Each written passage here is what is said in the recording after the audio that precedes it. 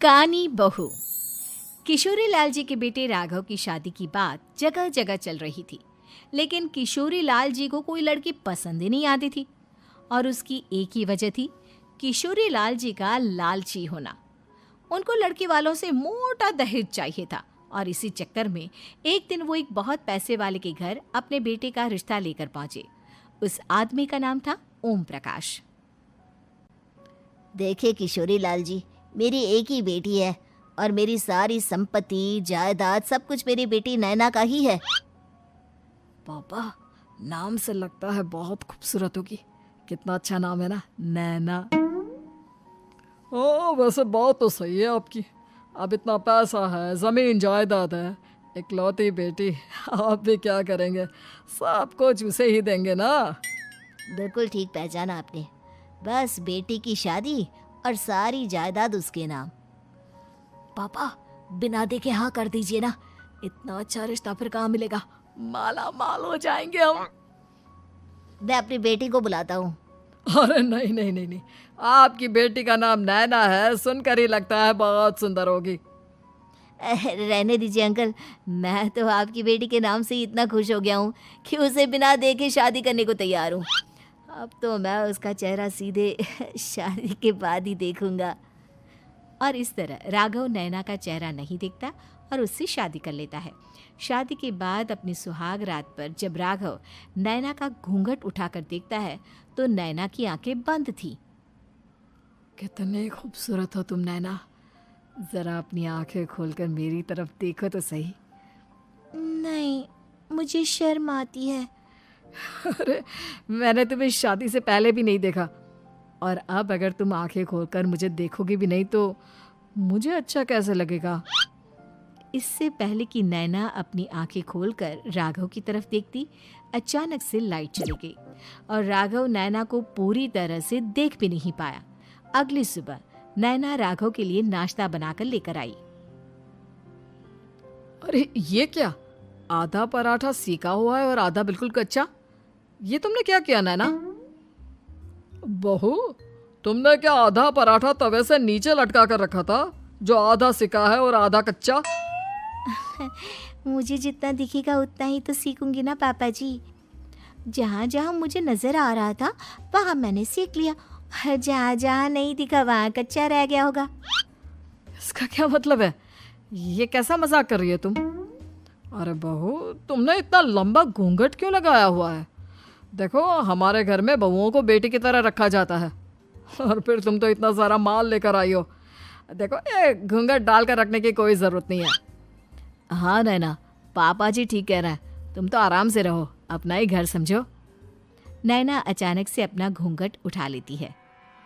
अरे ये क्या पापा, नैना की तो एक आंख फूटी हुई है। नाम से नैना, लेकिन ये तो कानी बहू निकली। मेरे साथ धोखा हुआ है, धोखा। बिना दिखाए अपनी कानी लड़की मेरे संग ब्याह दी। मुझे कानी बीवी नहीं चाहिए।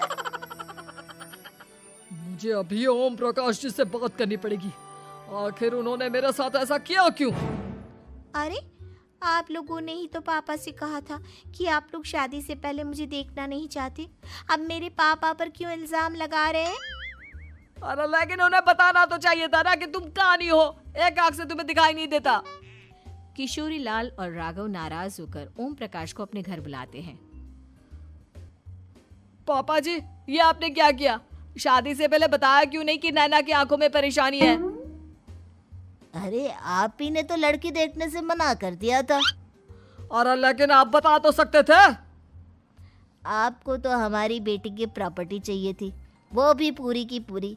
अब क्या हुआ अगर उसे आधा दिखाई देता है? प्रॉपर्टी तो आपको पूरी मिल गई ना। अरे ये क्या बात हुई? मेरी शादी प्रॉपर्टी से नहीं, आपकी बेटी से हुई है। अब ये तो पहले सोचना चाहिए था, तब तो मेरी प्रॉपर्टी देखकर तुम्हारी जुबान लप लपा रही थी। लेकिन मैं कानी लड़की को अपनी बीवी बनाकर नहीं रख सकता। पापा, कुछ करिए ना आप। हाँ, करता हूँ। देखिए ओम प्रकाश जी, आप हमारे साथ ऐसा नहीं कर सकते। और तुम देखो, अगर तुमने मेरी बेटी से शादी तोड़ी ना, तो जो भी प्रॉपर्टी मैंने तुम्हें दी है वो तो पूरी की पूरी वापस ले ही लूँगा, और आधी प्रॉपर्टी तुम्हारी भी लूँगा। अरे मेरी आधी प्रॉपर्टी भला क्यों लेंगे आप? इसलिए क्योंकि मेरी बेटी को आधा नजर आता है और उसकी नज़र अभी तक तुम्हारी आधी जायदाद पर ही पड़ी है। अब तुम उसे घर से निकालोगे तो कुछ तो लेकर जाएगी ना। और अगर हम आपकी बेटी को अपने घर की बहू बना कर रखे तो? तो तुम्हारी पूरी प्रॉपर्टी तुम्हारी ही रहेगी, और जो मैंने तुम्हें दिया है ना, उसमें से बस मैं आधा लेकर जाऊंगा। अरे लेकिन अब आप अपनी दी हुई प्रॉपर्टी में से आधी वापस क्यों लेकर जाएंगे? अगर मैं आपकी बेटी को अपनी पत्नी बनाकर रखने को तैयार हूं तो? इसलिए ताकि भविष्य में अगर तुम मेरी बेटी को धोखा दो तो उसके पास कुछ तो रहे जो पति का हो। वैसे मेरे पास तो बहुत कुछ है, लेकिन अपने पति की कोई निशानी तो उसके पास होनी चाहिए ना। अब अगर तुमने मेरी बेटी को कानी कहा तो तुम्हें प्रॉपर्टी भी कानी ही मिलेगी, पूरी नहीं। जमाए राजा। किशोरी लाल और राघव समझ चुके थे कि वो बुरी तरह फंस चुके हैं और अब उनके पास वहां से निकलने का कोई चारा नहीं है। अब समझ में आया ना, लालच बुरी बला होती है। एक तो तुम्हें प्रॉपर्टी मिली, ऊपर से बीवी मिली, उसमें तुम्हें नखरे भी दिखाने हैं। आए बड़े, चुपचाप बैठो दोनों। कुछ दिनों के बाद नैना राघव की कार लेकर बाजार घूमने निकलती है और जब कार लेकर वापस आती है, ये क्या? एक तरफ से मेरी गाड़ी पूरी खराब हो चुकी है। लगता है तुमने मेरी गाड़ी को किसी दूसरी गाड़ी के साथ एक्सीडेंट किया है। अरे अरे कितना बड़ा नुकसान कर दिया तुमने बहू। वो क्या है ना पापा जी, मुझे एक आंख से दिखाई नहीं दे रहा था, सामने से गाड़ी आ रही थी। मुझे तो सिर्फ आधा ही दिखाई दिया और वो गाड़ी मेरी कार से रगड़ते हुए निकल गई। अब मैं क्या करूं बताओ? आप इसे ठीक कराने के पैसे कौन देगा? तुम्हारे पापा? तुमने मुझसे इस तरह से बात की? अभी रुको। नैना राघव की शिकायत ओम प्रकाश को कर देती है। देखो राघव, अब जो मेरी आधी प्रॉपर्टी तुम्हारे पास थी ना, उसमें से आधी और मैं लेकर जाऊंगा, क्योंकि तुमने मेरी बेटी को डांटा। अरे नहीं नहीं पापा जी, गलती हो गई, माफ कर दो। गलती की तो कोई गुंजाइश ही नहीं। अगली बार मेरी बेटी को डांटा तो बची हुई आधी में से आधी और ले जाऊंगा। लालच के चक्कर में हम दोनों ने बहुत बड़ी गलती कर दी बेटा। एक तो तुम्हें कानी बहू मिली और ऊपर से जो माल मिला वो भी काना। इस तरह राघव की हर एक गलती पर ओम प्रकाश उसकी प्रॉपर्टी का आधा आधा हिस्सा लेकर अपना सारा माल वापस ले गया और राघव को कानी बीवी से काम चलाना पड़ा।